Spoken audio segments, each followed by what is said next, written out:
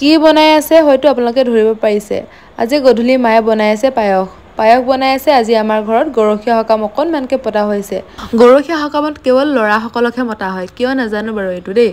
আৰু আগতে যে মই হেতুৱে প্ৰতিবাদ কৰো হৰতে গৰখীয়া সকামত কিয় অকল লৰাবোৰক মাতে মানে ওচৰৰ মানুহবোৰৰ ঘৰত মোক মাতিবই লাগিব মই একদম যাওঁৱে আৰু এটা কথা ভাবিলে এতিয়াও হাঁহি উঠে ভালো লাগে সৰুতে যে মায়ে পিটি ঘৰলৈ আনিব নোৱাৰে একদম খেলি ফুৰো ক'ত কি আছে খাই ফুৰো কিন্তু এতিয়া ৰুমটোৰ ভিতৰৰ পৰা যিমান যত কিমান ডাঙৰ পূজা কিবা বিয়া কিবা কিবি পাতিলেও ওলাই যাব মন নাযায়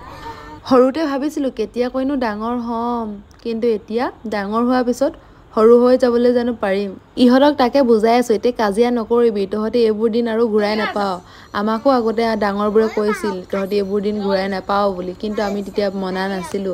সবৰে ক্ষেত্ৰত একেটাই হয় বাৰু আৰু ননহেতে চাওকচোন কেনেকৈ পায়স খাই আছে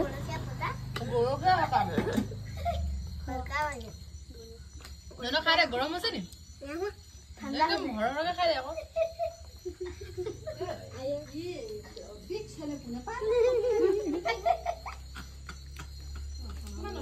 এই মতা নহয় আকৌ